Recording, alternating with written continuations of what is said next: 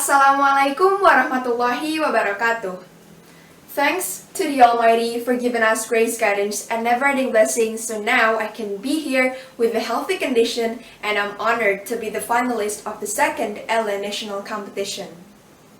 Ladies and gentlemen, my name is AGNA MALIKA. I'm from SMA Negeri 1 Cianjur, and now I'm standing here to tell you a speech with the title, Serious Impacts of Mental Health. In Indonesia, mental health is still considered a stigma for some people. Indonesia, with all its occultism, considers people with mental health problems to be insane or possessed by demons. Many of them also think that people with mental health problems are people who lack of religious knowledge and they are not close to God.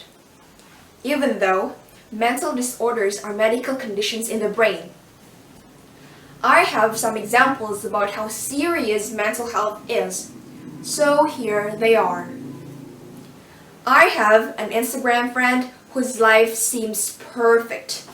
She is active and admired in some of the organizations, and also she and her friends or families always go on all these exciting adventures on the weekends. She constantly posting about how blessed and how grateful she is for her life.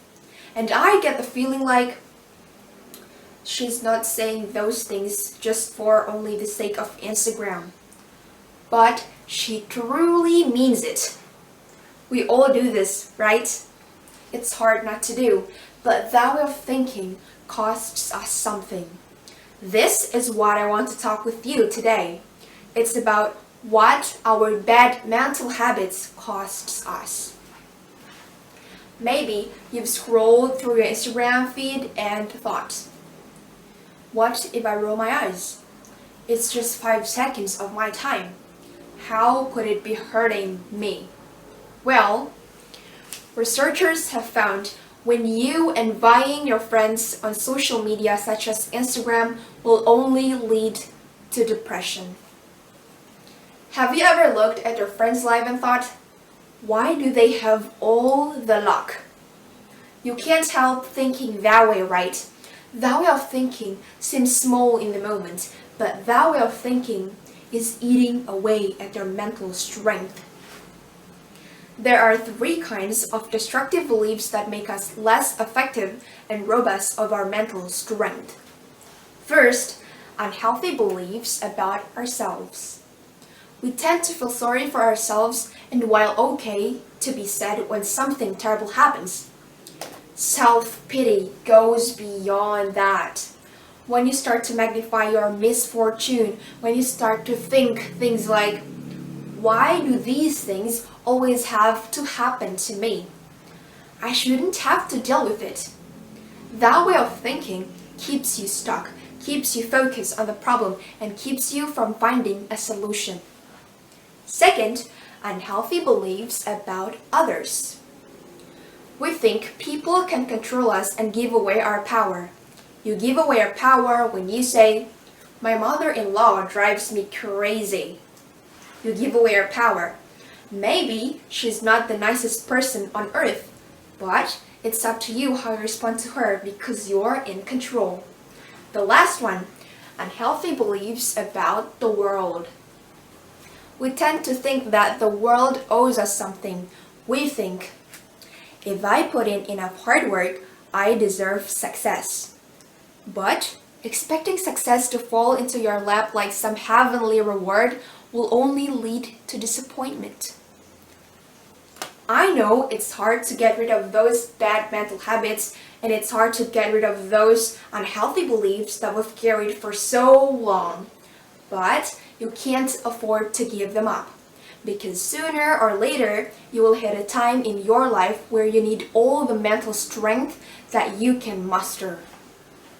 I took a story from Amy Morin. She's a therapist who knew an intellectual how to go through grief.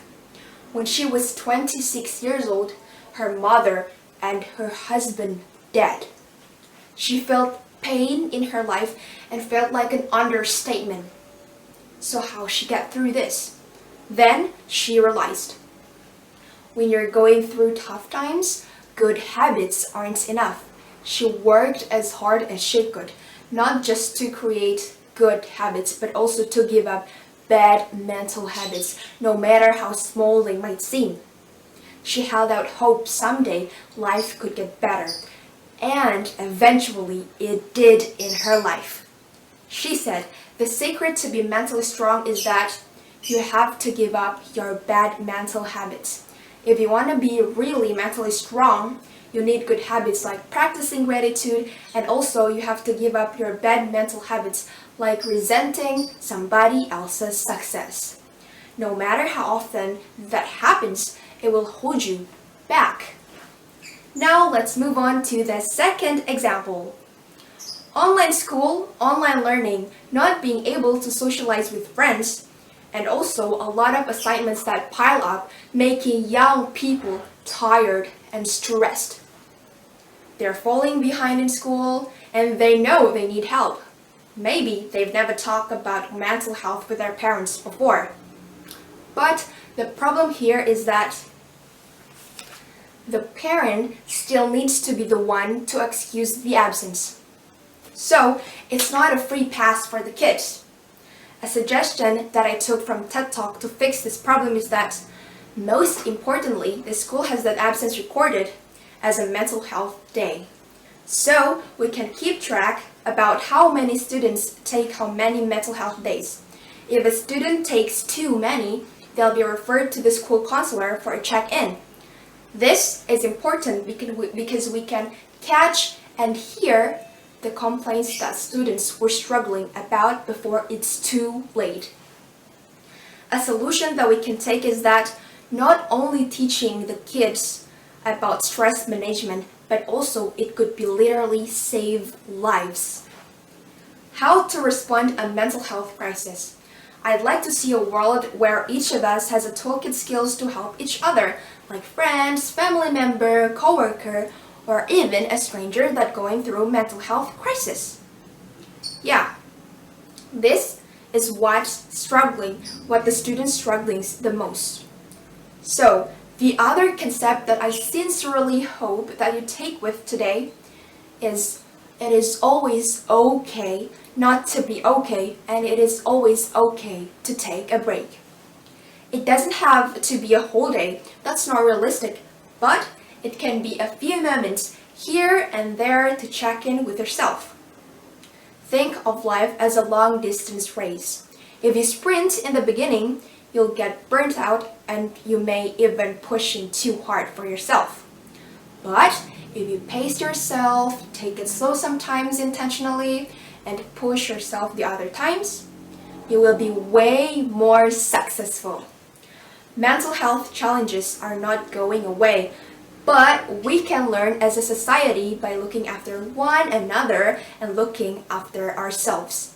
As my parents always say, once in a while, take a break.